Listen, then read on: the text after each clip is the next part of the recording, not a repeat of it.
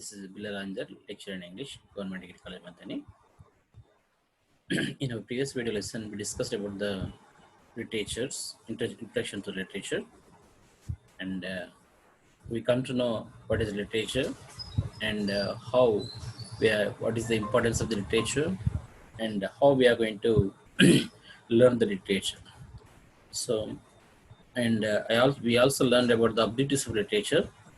In this way, in objectives, just we come to know what is literature and appreciate the literature. That means importance of the literature, literary standards, and literary approaches. And we come to know what is literature, how it come to be. The word from Latin literaria, which means the accordance with letters, and it's a body of the work, either written or oral or vision, containing imaginative language that realistically portrays thoughts, emotions, and experience of the human conditions. So here we already explained about the importance of the literature. Studying literature is looking like at the mirror of the life of where man's experience and his innermost feeling and thoughts are reflected through literature. We learn the culture of the people of across the time and space, across the country. We understand not only the past life of the nation but also its present. Moreover, we become to the familiar not only with the culture of neighboring countries but also with the what that they are living and how they are living and who they are living far away from us. So Jeff Loria said that the importance of literature, perhaps what makes the literature is more delightful and enriching the study, then the rest of the deal with the past and its potential of making readers identify with what they read through values learned. And again, J.F. Loria, she explains that when one reads literature unreels itself in its many dimensions of beliefs, emotions, pains, joys, anguish, glory, and and the like that make up the litany and earthly endeavors. They are all too familiar, the words, and are here they come back in deeper meaning and never light. And standards of the literature like universality, artistry, and intellectual value, suggestiveness, as we learned all this. And the spiritual values and permanence.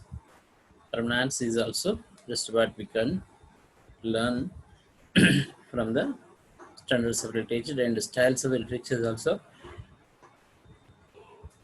Then we come to the formal literary approaches like a formalistic and or literary approach, which is viewed intrinsically independent on the author and the age and their time and aesthetic fact or any other extrinsic factors. The study of the both selection is more or less based on the so-called literary elements, as well as moral and humanistic approach. Literature is used to discuss the man and its nature, and it presents a man essentially national, rational, that is endowed with intellect and free will. That the piece does not misinterpret the true nature of the man. The approach is close to the morality of literature, to question of the ethical goodness or badness. And the third one is historical approach. Historical is seen both as as a reflection and a product of the time and circumstances in which it was written. It operas on the premise that the history of the nation has a telling effects on its literature, and that the piece can be better understood and appreciated if known the time surrounding its creation. Then the literature is viewed as expression like sociological approaches.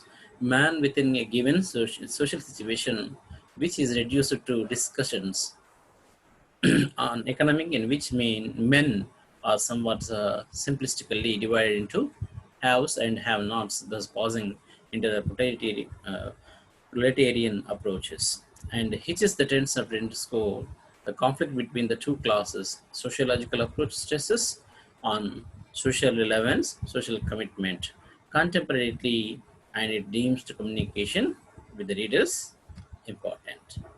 And the cultural approach, literature is seen as one of the manifestations of way and vehicles of a nation's or race, culture, and tradition. It includes the entire compels of what goes under the culture, the technological, artistic, sociological, ideological aspects, and considers the literary pieces, the total culture milieu in which it was born. The thrust is to make full use of the reciprocal functions between culture and literature.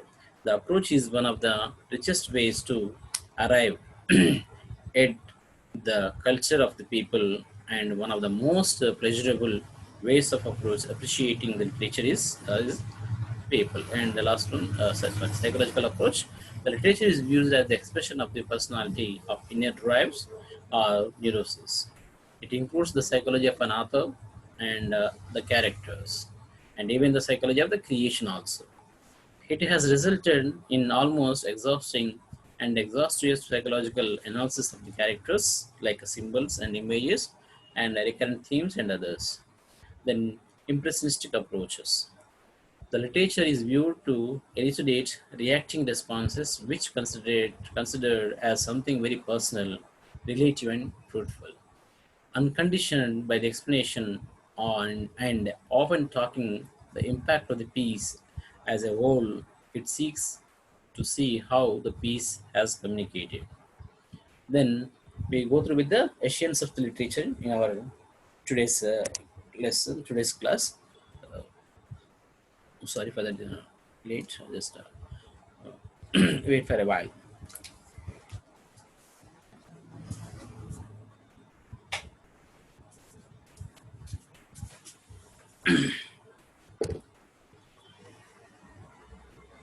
Okay, we will look about the essentials of literature in our today's lesson. And literature is a record of the best thoughts of like Emerson, and it is also we discussed in our previous class. And what Lord Morley said, that literature consists of all books where moral truths and human passions are touched with a certain gloriousness and sanity and attraction of form. Literature heightens our human awareness, of human life, and it enables us to look at the nature with new eyes. That's what about the literature is. And literature interprets with the charms of knowledge, charms of language, the experience of the spiritual institutions also of the man, institution of the man. Thought, feeling, and imagination and beauty are the essential ingredients of the literature. Literature is one of the most powerful instruments for forming characters. Writers teach us to know man and to know human nature. And about the greatness of literature is explained by the Emerson. Great literature is simple language and charged with the meaning to the utmost possible degree. Literature is a record of man's dream and ideals, his hope and aspirations of this failure, aspirations of this failure and disappointments, his motives and his passions and his experiences and observations. It appeals to the widest human interest and the simplest human emotions. It knows no nationality nor any bounds save those of humanity. And two qualities of the literature which distinguish between universality of interpretation and artistic style. Then the scope of the literature, what we are discussed, the literature in its comprehensive sense, and literature in its restricted, restricted, restricted and ordinary meaning. Literature is used as a technical sense. Literature of knowledge is also the literature is of the power. So, as we learned today about the literature and its comprehensive sense, literature is in the most comprehensive meaning, includes all the activities of human soul in general or within a particular sphere, period of the period, country, or language, and therefore embrace all the manners of compositions in the prose and verse, scientific or purely literary, set down in writing or communicated by word of mouth. Then literature in its restricted and ordinary meaning, it is the restricted sense which is generally employing the term. The literature is that class of writing which aims at rousing the feelings of the beautiful by the perfection form of excellence of ideas by both. Then we go through with the literature used in technical sense. Literature used in technical sense, like literature in the first place in the study of the rules and literary compositions, or what is called literary techniques, and secondly, to describe the different phases through which intellectual development of people has passed in the words to narrate the literary history of a people. Literature of knowledge and power, literature of the power. So how literature of the knowledge and how literature of the power includes in our Russians of literature. According to the De Quincey, there the first the first is the literature of knowledge, and the second is, and secondly the literature is literature of power. So the functions of the literature, it first teaches the functions of the second to move it. So literature of the knowledge speaks to discuss the understanding of a man. Literature of course appeals to the higher understanding of the reason throughout the affectations of the pleasure and sympathy. And thus today's lesson we are going to discuss about the chief qualities of literature. And there are three chief qualities what we have discussed in our previous class also: artistic quality and suggestiveness. Second one is, and third one is permanence. Fourth one is universality. So what is artistic quality? All arts, we know that there are number of arts like painting, like dancing, like sculpture. So whatever it may be, we can see there are number of different cultures we are observing. They are all the acting is also one of the art, and teaching is also one of the art. That's what we are discussing about the artistic quality of literature. And all arts is the expression of life for the form of the truth and beauty. Rather, it's a reflection of some truth and beauty which is in the which are in the world, but which remains unnoticed and until brought to your attention by some sensitive human soul. Yes, it's a fact. That's what means here. All the expressions of life and informed truth and beauty. So we are as we are all the people. Uh, uh, some extent we can say that John Keats had explained in his poetry of lyrical ballads, preface to lyrical ballads, beauty that means emotions. Sorry, spontaneous overflow of powerful feelings. A That means that we are not able to see the nature of the beauty of the nature in a normal, as a normal man, we are not able to appreciate it. But as a reader, as a writer, as a poet, he can observe the beauty of the nature. And when he writes about the beauty of nature in his writings, like poems or novels, whatever it may be, we try to appreciate, we try to read, when we try to read these type of writings of writers, we will definitely appreciate the beauty of the nature. That's what the artistic quality of writing literature is. And all art is the expressions of life in the form of truth and beauty. All art of the expression is in the form of truth and beauty. We can appreciate the art of the sculpture. We can appreciate the art of the act of an actor. We can appreciate an act of the artist, like painting or whatever it may be. Just we have to appreciate the forms of the life, and you can expressions of the life in the form of in the name of truth and beauty, or rather it is reflection of the some truth and beauty which are in the world, but which remains unnoticed until brought to your attention by someone sensitive human soul, like writers. So if we cannot, we as we are all normal human being, we are not able to notice these things. Why? Because but we which remain unnoticed in the world. Some truth and beauty which are in the world, they may be not noticed by the reader. But someone else if someone else brought into our attention, we may be try to appreciate the beauty of the artistic quality of the poetry or literature, whatever it may be. And second one, suggestiveness. Literature appeals to our emotions and imagination rather than to our intellect. It is so much. It is not so much what it says as what it is. Awakens in us that constitutes its a calm, constitutes its charm. Literature appeals to our emotions and imagination. Literature appeals to our emotions, suggestiveness. We hear almost all so many. Writers, they write in the form of the imaginative world, and rather than to our intellect. So, like we can observe the suggestiveness of the artistic quality of children's writing, like Harry Potter novels.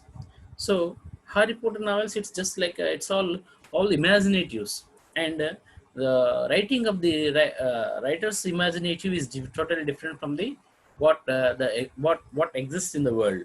So that's what the suggestiveness of our intellectual. It is not so much what I say, what it says, and what it is awakens in us that constitutes its charm about the literature and finance. Literature is like a river in the flood. Literature is like a river in the flood means it maybe comes and goes, but it maybe have its own permanence in the world. That means keeping writing something on a book is just like a record, and those records can be kept for so many long years in our entire life, that which is gradually purifies itself into two ways. The mud settles to the bottom, and the scum rises to the up to the top of the rise, rises to the top. So this is what the permanence is. Literature is a river, like a river flood, which gradually purifies itself into two ways.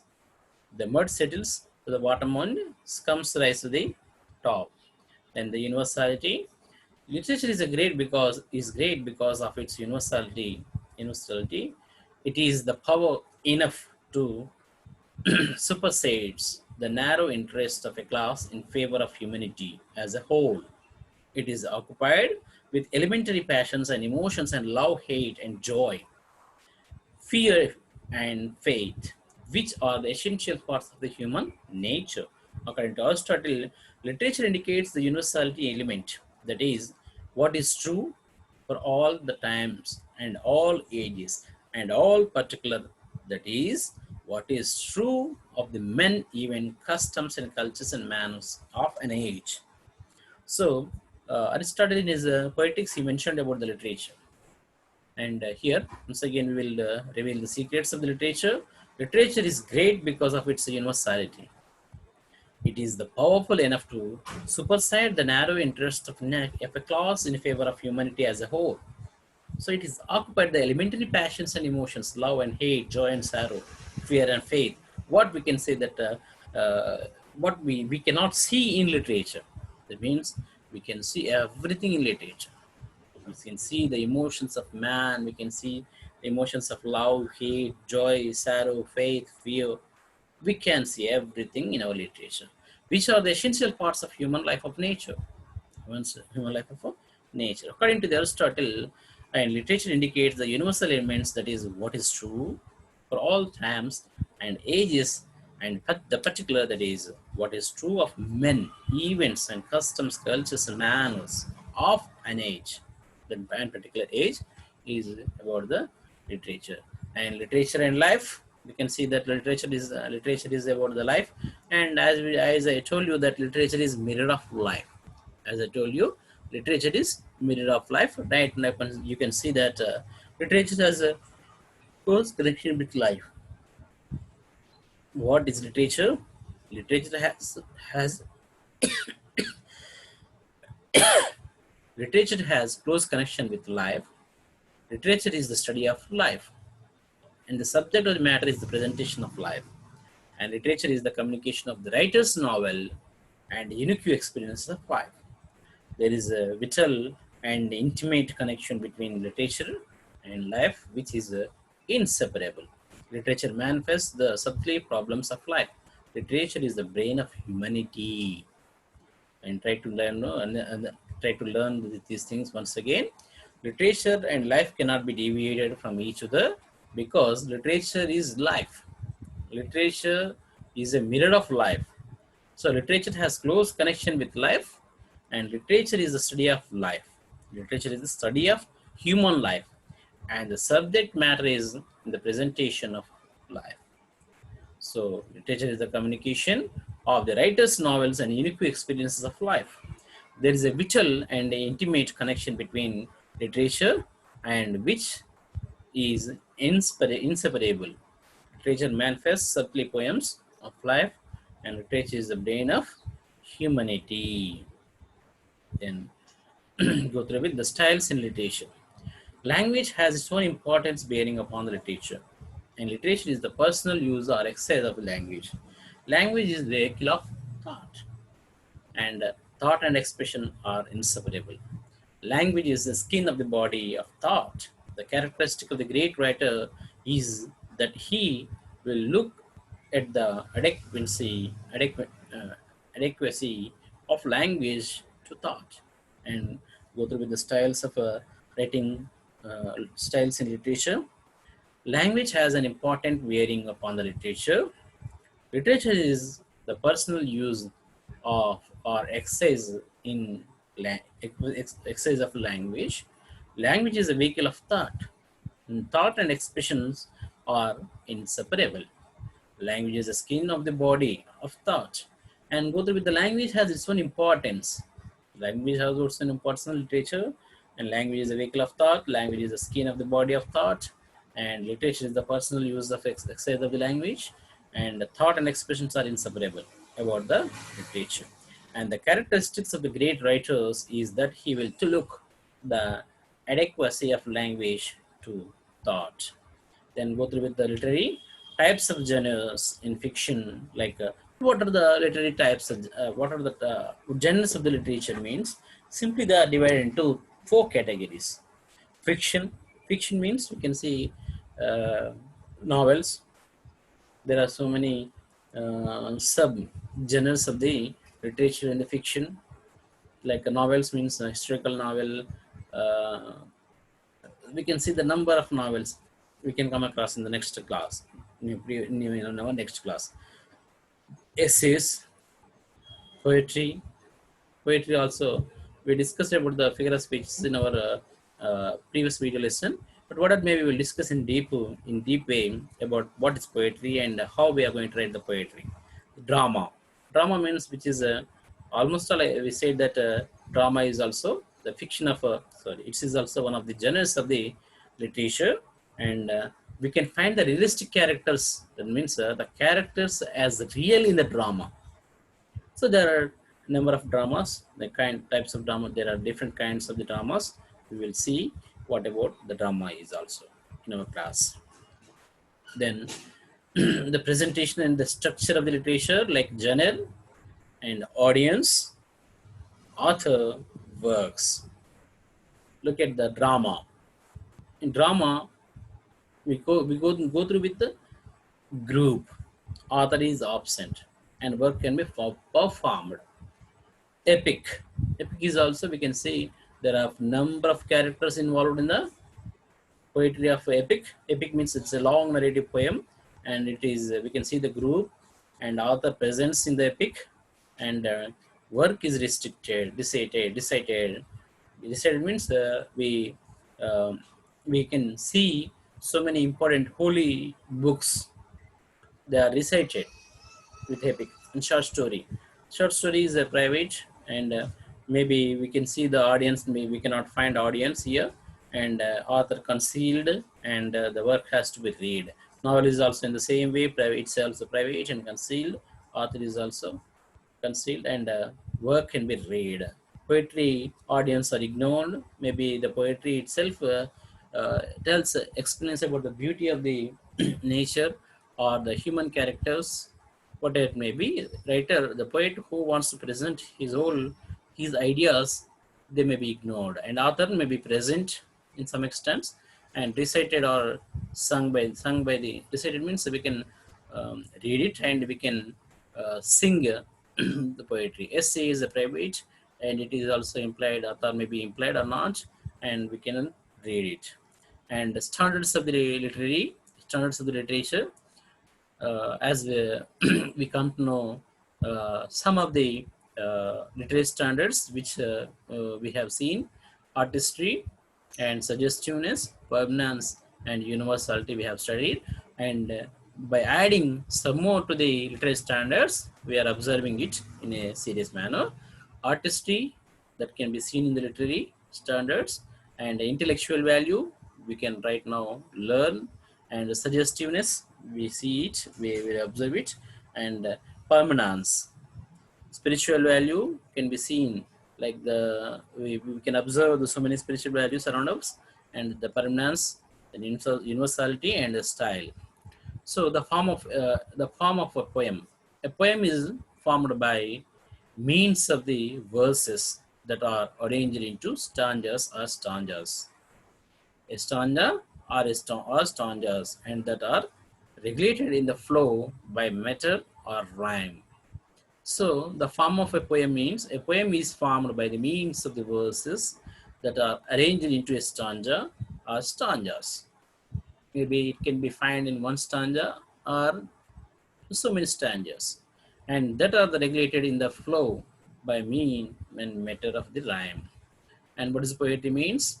Poetry is a rhymic and imaginative language expressing the invention, thought, imagination, taste, passion, and insight of the human soul.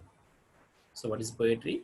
Poetry can have rhythmic, imaginative language expressing the invention of the thoughts, imagination, taste, passion, and insight of the human soul.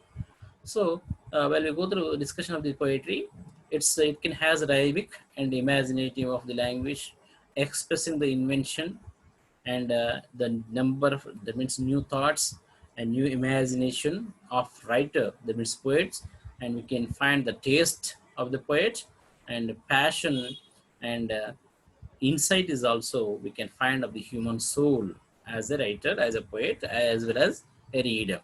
So what it may be, I would like to mention about that. There is a criticism.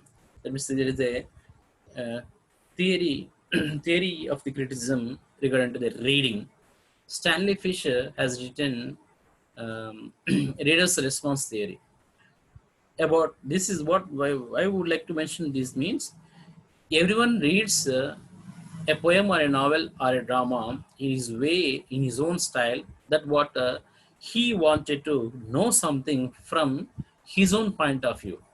And he doesn't look and he doesn't bother the intentions of a writer, how he is going to present in this in his text, and they are not going to think about what is the text here, and they are not going to think about what is the innermost thought, what the writer is going to express his views, that we cannot find in the reader's response theory. So that's a different thing. And according to the William Wordsworth, it is the spontaneous overflow of powerful feeling that was about the poetry, and taking its origin from the emotions they collected in tranquility.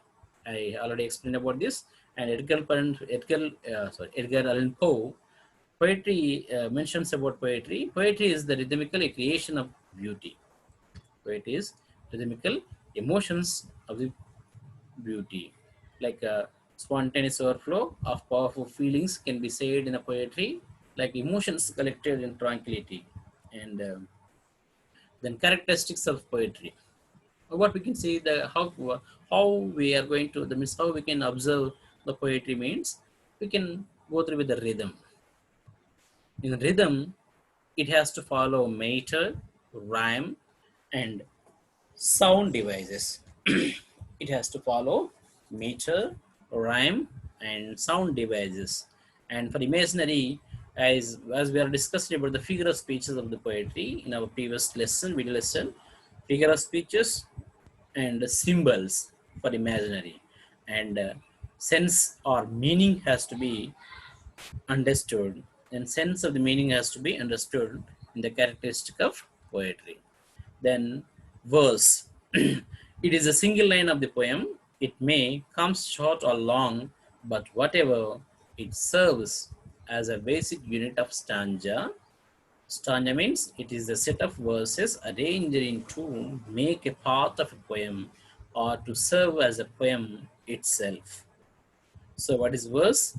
It is a single line of the poem, line of a poem. It may come short or long, but whatever, It serves as a basic unit of stanza. Stanza, it is a set of verses arranged to make the part of poem or to serve as a poem itself. The stanza may be like we can see number of different figure of speeches like couplets, genres. Then we can learn all these things. A couplet is if it has two verses. A couplet means if a stanza may have two verses, that may be called a couplet. A tacit. Tacit if has three, we can see the tacit. Quatrain, if it is has four, we can say a quatrain. And cinquain, if it is has five, we can call it as cinquain. And a poem may also be a sonnet, which may consist of the 14 lines, and may a haiku, which may consist of three verses made upon from the 17 syllables, with the first and the third verses with 5 syllables. The pattern of these 5, 7, 5. So a poem may also called as a sonnet, which consists of the 14 lines. And 14 lines, we can see the parts of sonnet is active and cesset and active. So we learn all that. And a haiku, which consists of three verses made up of 17 syllables, made up of 17 syllables within with the first and the third verses with the 5 syllables, and the pattern is that 5, 7, 5. So what is a couplet? I shall haunt you, oh my lost one, as the twilight haunts a reed entangled trail. It's a poem from To a Lost One by Angela Maranello Gloria. Manalong Gloria, it's a poem of a couplet.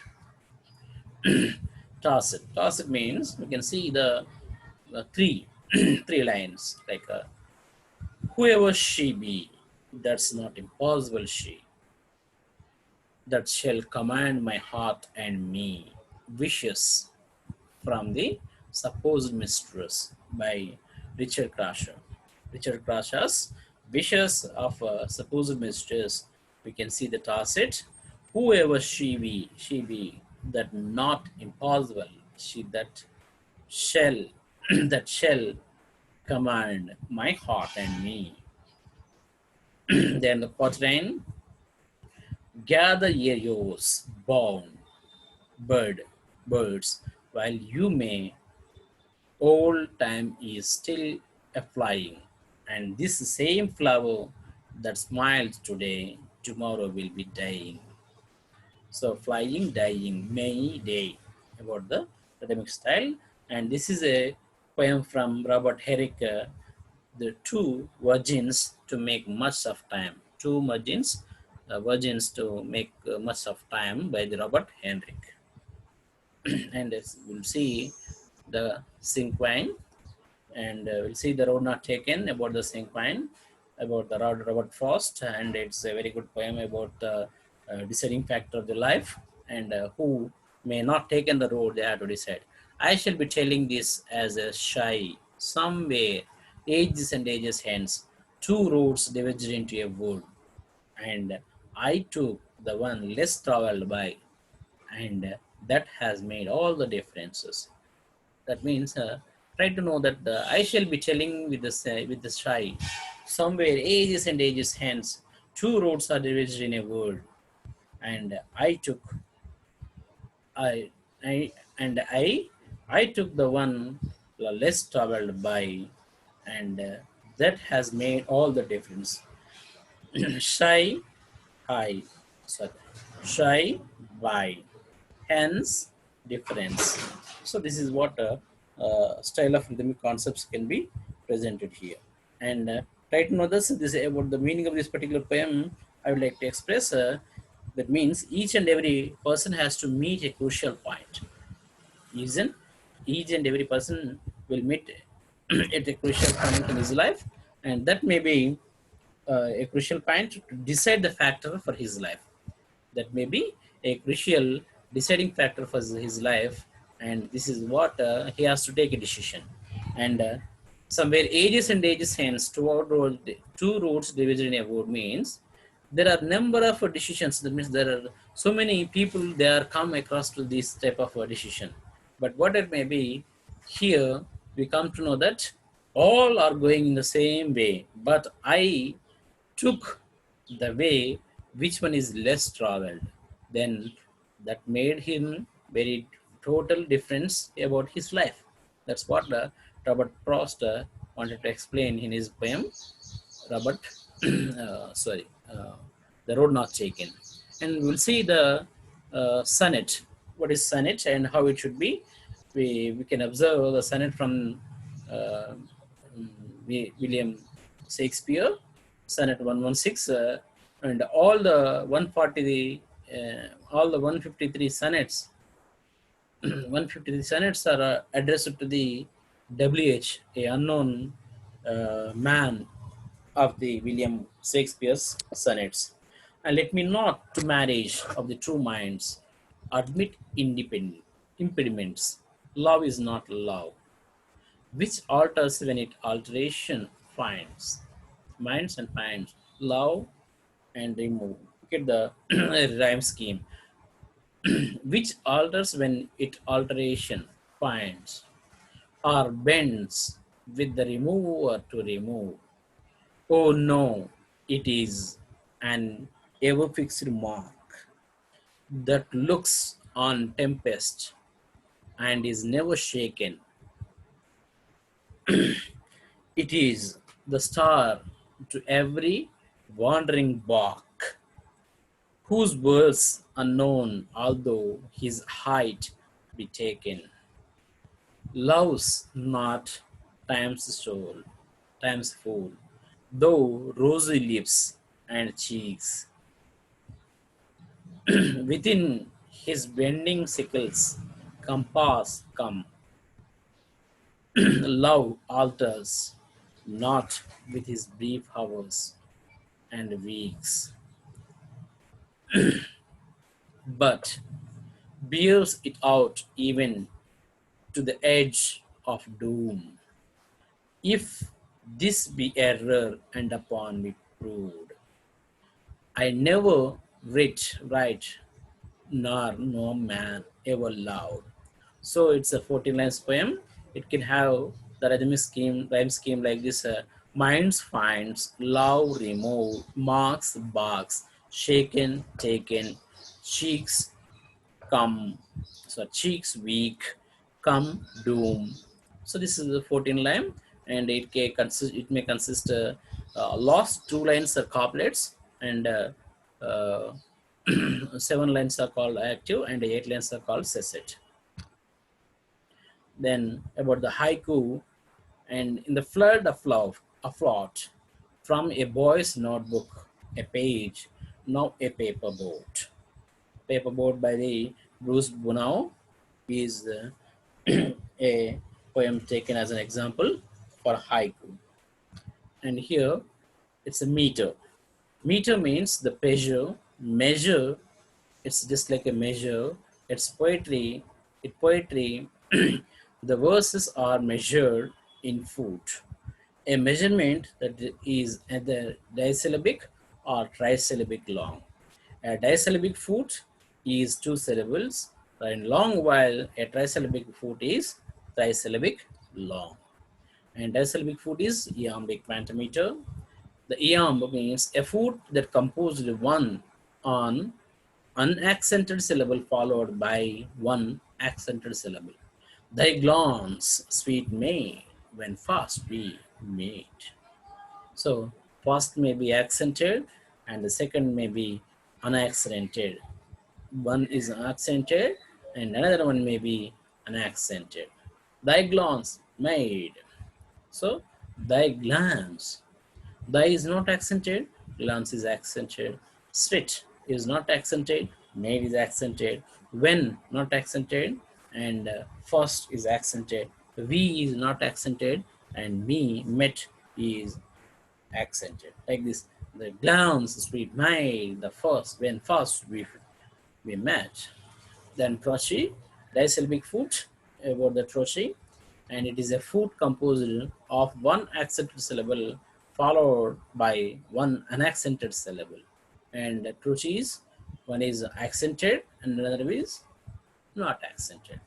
And what is EMB means? It is one is unaccented and the second one is accented. Like it's a different. Spin him down and send him flying in Trochi. This is a Trochi. Spin is surround accented and round. Him is unaccented. Round is accented and is unaccented. Send is accented.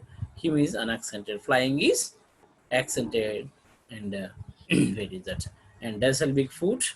Disyllabic foot is spondy. In the disyllabic foot, in the disyllabic foot we can find spondy. The spondy is, it is a foot of two accented syllables in a verse. It comes in combination with the other foots, as it is rare that one verse would be contain all accented syllables. And there we can see in the syllables of the accented, like high goo, the tail was called.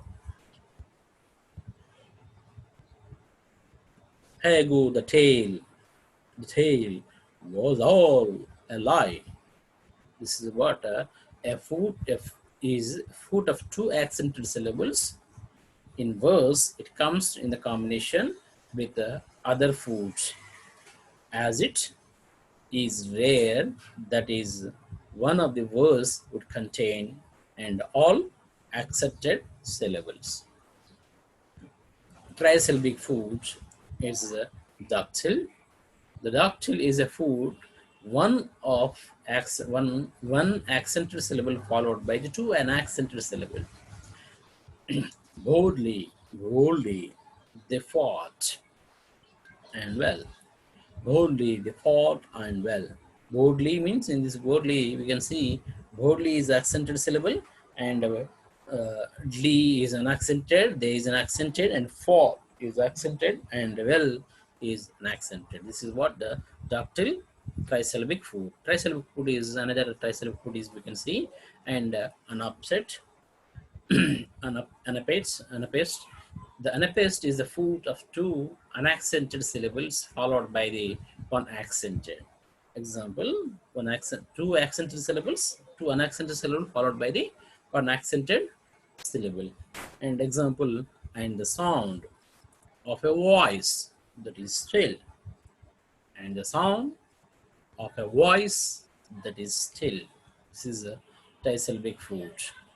And words differ in the another is the number of feet they contain. If the verse has one foot, it is called a monometer line.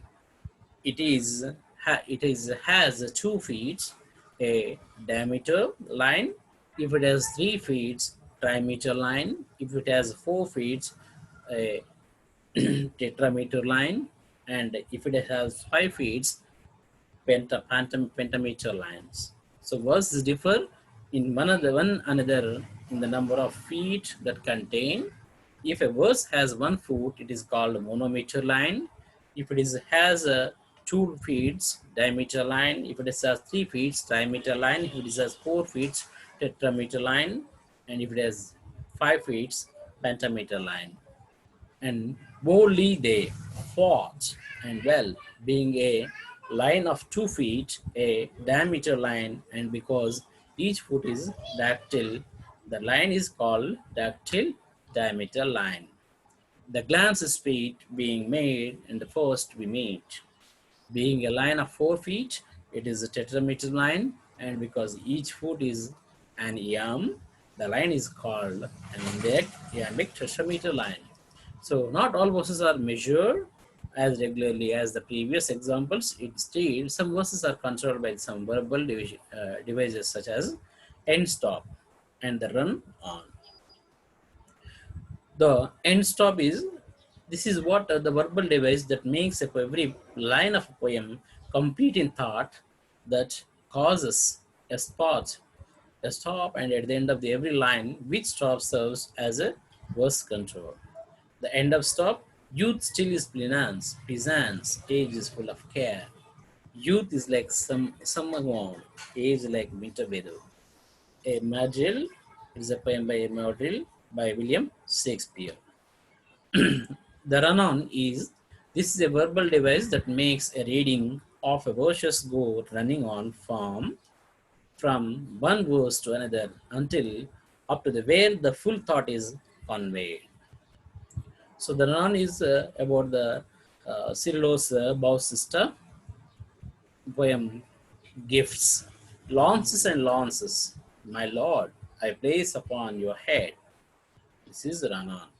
And the rhyme makes it the poem musical sounding. It is the identity of the sounds within a verse line or at the end of the verse line, the identity of the sound within a inter within with is within within is an internal rhyme.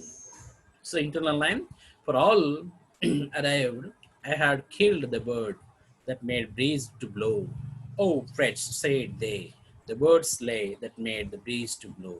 The rhyme of ancient manner by the Samuel Coleridge. In our next class, we will see about others in our video lesson. Thank you from